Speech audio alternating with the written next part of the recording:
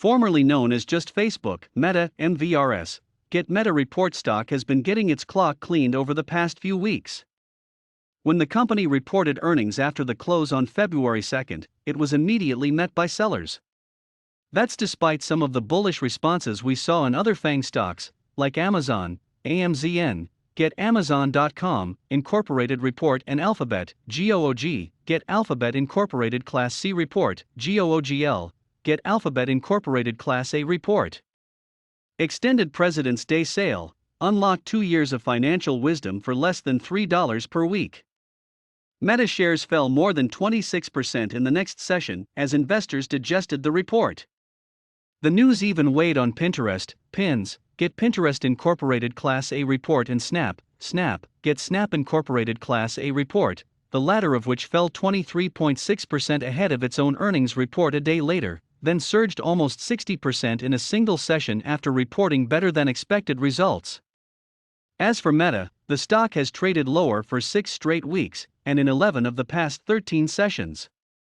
The stock is now down 40% from the February 2nd high and roughly 48% from the all-time high made on September 1st.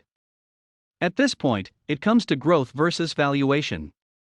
Revenue is forecast to grow double-digit percentages both this year and next year.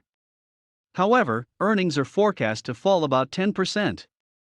Despite that, shares trade at just 16 times 2022 earnings estimates, a lower valuation than the overall market. For a premier social media platform with a fortress balance sheet and billions of users, bulls are beginning to feel this is too cheap to ignore. If that's the case, the recent 40% haircut can be used to one's advantage. When is enough enough? That's a question many investors have been asking themselves, and it's one they have to be careful with. All one has to do is look at growth stocks to know that it can always get worse.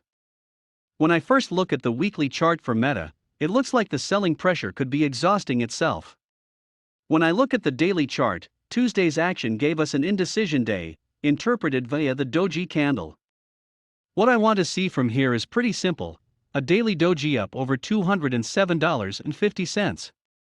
If that were to happen, and preferably in conjunction with a rebound in the Nasdaq, we could see a quick push up to the $215 to $218 area and the declining 10-day moving average.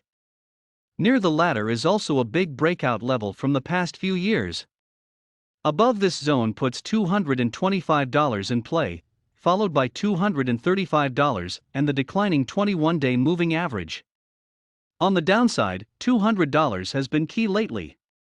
A close below that level may have short-term bulls hitting the exits, and I can't blame them. If we're near a low though, the current charts could lead to a great risk-reward setup.